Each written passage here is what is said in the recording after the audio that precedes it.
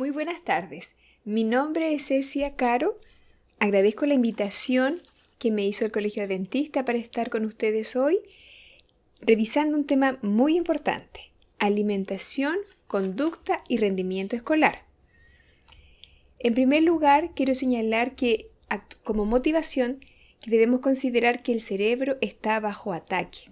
¿A qué me refiero con esto? A una desconexión que tiene nuestro cerebro actualmente debido al estilo de vida que llevamos.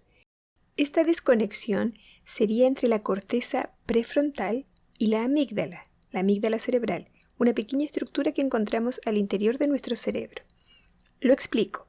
La corteza prefrontal es el hombre maduro que todos tenemos dentro. Es el que nos regula, la parte que regula nuestra conducta y nuestros procesos cognitivos. En tanto, la amígdala cerebral es lo opuesto. Es el niño interior que llevamos porque se relaciona más bien con nuestras emociones. Esta desconexión estaría relacionada con el excesivo uso de las redes sociales, el uso de las pantallas, horas y horas, el estrés al que estamos sometidos, la falta de ejercicio, es decir, el sedentarismo, la falta de un sueño reparador y, por supuesto, la alimentación. Estos hábitos son los que han provocado esta desconexión, porque actualmente, en vez de gobernar nuestras decisiones, la corteza prefrontal, el hombre maduro, estamos siendo gobernados por la amígdala cerebral, más bien nuestra parte emocional. Lo importante es que eso se puede revertir y lo vamos a ir viendo. Si bien es cierto vamos a hablar de la alimentación, quiero dedicar unos breves minutos al tema de los recursos digitales. El neurocientista Michel Desmouget, que dirige el área de investigación del Instituto Nacional de Francia, escribió este libro fascinante, La fábrica de cretinos digitales, y él declara allí, con evidencia científica muy importante, que los nativos digitales son los primeros niños con un coeficiente intelectual más bajo que sus padres. Nunca había pasado eso en la historia de la humanidad. Y los datos muestran que el uso de pantallas tiene un enorme efecto negativo en la inteligencia y el desarrollo de nuestro cerebro. Eso para que lo reflexionemos y estemos conscientes del impacto que está teniendo esto en el cerebro de nuestros niños y que por supuesto nosotros tenemos que tomar decisiones para cuidar de ellos. Y aquí está lo que aparece en otro portal que va a introducir nuestro tema de hoy. Advertencia, dice: la comida chatarra puede dañar el cerebro de un adolescente. Aunque es duro resistir esta comida, ¿cierto? Esta comida pone en riesgo el aprendizaje, dice aquí, y la salud mental. Debemos considerar que esta comida que está primando tanto en la sociedad occidental no solo genera obesidad, problemas cardiovasculares, metabólicos, etc., sino que también daña nuestro cerebro, para lo cual hay mucha evidencia científica hoy en día.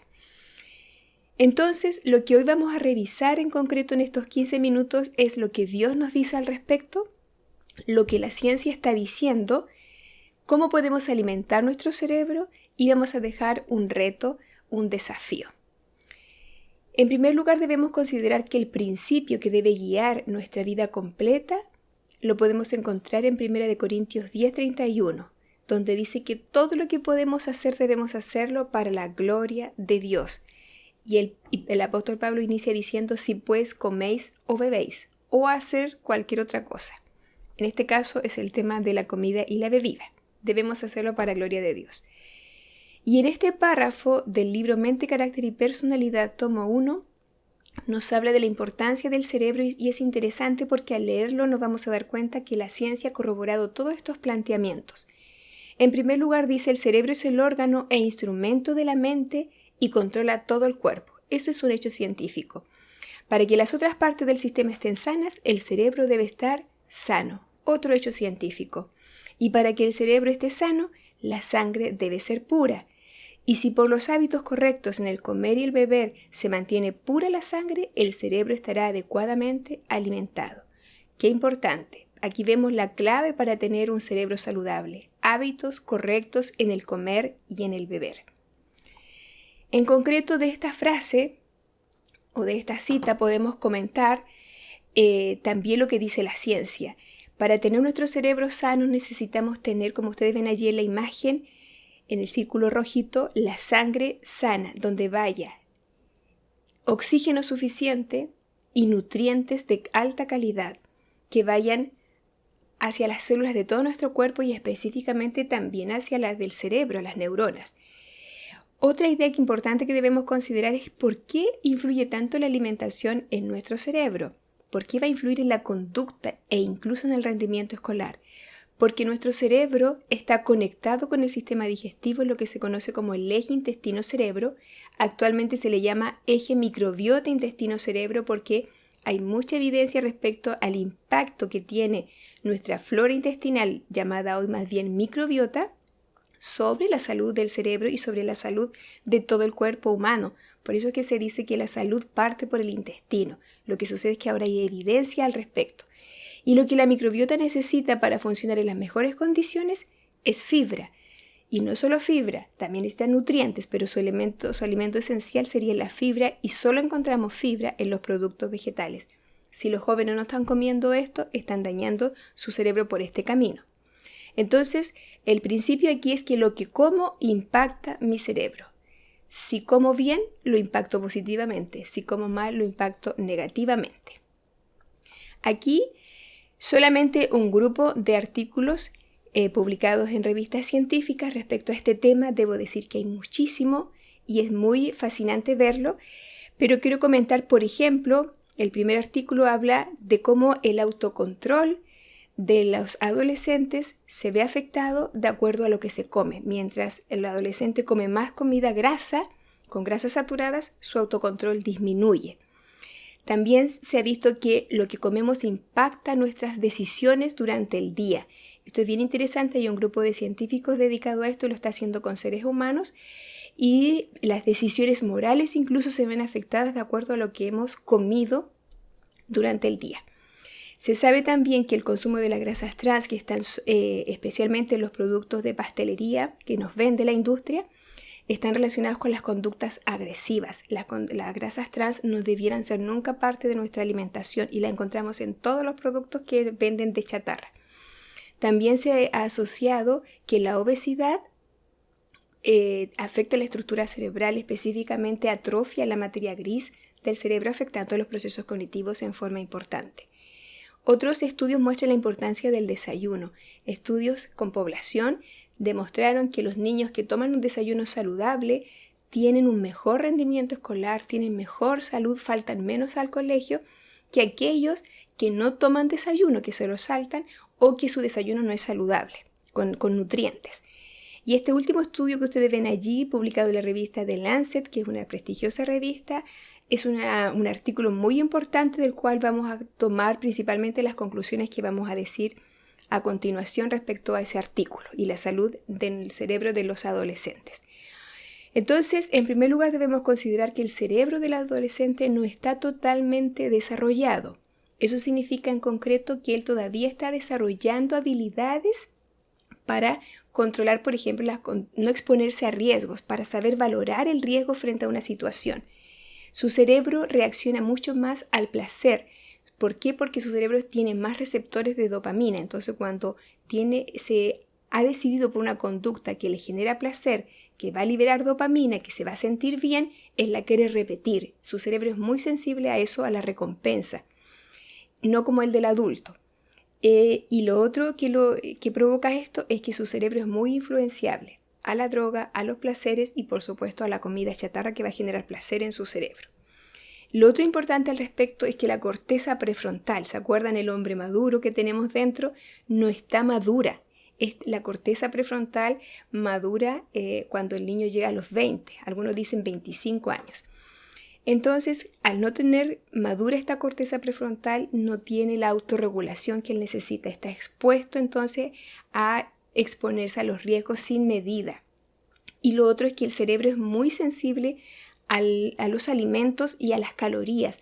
La comida chatarra tiene un exceso de calorías que va a dañar el cerebro, específicamente a la corteza prefrontal, disminuyendo la autorregulación en la conducta.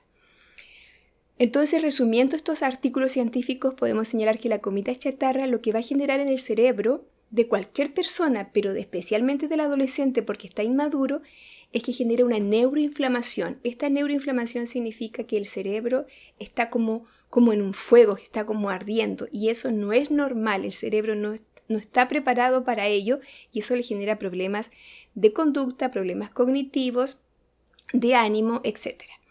Disminuye la neurogénesis. Nuestro cerebro, específicamente el hipocampo, diariamente se producen nuevas neuronas y eso va a dar mayor capacidad de aprendizaje, de atención, de enfocarse.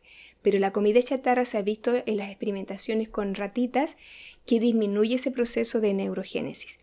Y lo otro que hace esta comida es alterar la neuroplasticidad. La neuroplasticidad es la capacidad de aprendizaje que tenemos todos los seres humanos, pero se ve afectada con esta comida que es rica en grasas saturadas, que es rica en azúcares refinados. Ese es el peligro de la comida chatarra y es el exceso de calorías. Cuando hablo de comida chatarra, son papas fritas, hamburguesas, completos, dulces, de pastelería, las gaseosas, las bebidas de uso tan común en la población joven.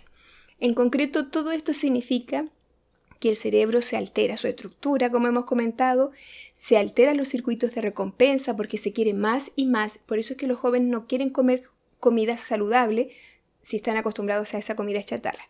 Genera conductas impulsivas, así lo demuestran los estudios, se relaciona con las adicciones y conductas criminales. Hay estudios que demuestran que el niño que consume dulces antes de los 10 años tiene más riesgo de exponerse a ser adicto o a participar de conductas criminales. Aumenta el riesgo de depresión. Se sabe también con evidencia científica en población humana que las personas que comen más productos de pastelería, incluyendo las pizzas, tienen más riesgo de desarrollar una depresión, especialmente los adolescentes. Y disminuye concretamente la inteligencia, alterándose la capacidad de enfoque, la creatividad y la memoria. Esto se hizo especialmente con ratitas porque el cerebro funcionaría en forma similar. Ahora, ¿qué es lo que necesita el cerebro de este adolescente? Y la verdad que todos nuestros cerebros necesitan eso. Son nutrientes de verdad, alimentos de verdad, no productos. Entonces lo que necesitamos darle diariamente es lo que yo voy a mencionar a continuación, pero repito, debe ser diario, no es de vez en cuando. Los nutrientes deben entrar todos los días a nuestro cuerpo. Grasas saludables. Se necesitan semillas, linaza, chía, sésamo, semillas de maravilla, semillas de zapallo, etc. Son realmente todas estas semillas una maravilla y especialmente la chía y la linaza deben ser de consumo diario, 1 a 2 cucharadas diarias en los smoothies, en los batidos, en la fruta, en la sopa, etc. Porque le van a aportar el omega 3, que es el componente principal de las células cerebrales, de la estructura cerebral en realidad. Necesitamos frutos secos que también nos van a aportar este tipo de grasas, nueces, almendras, etc. Palta. Otra cosa que necesitamos son los antioxidantes. Los antioxidantes van a bloquear los radicales libres que generan estrés oxidativo y que inflaman nuestras células.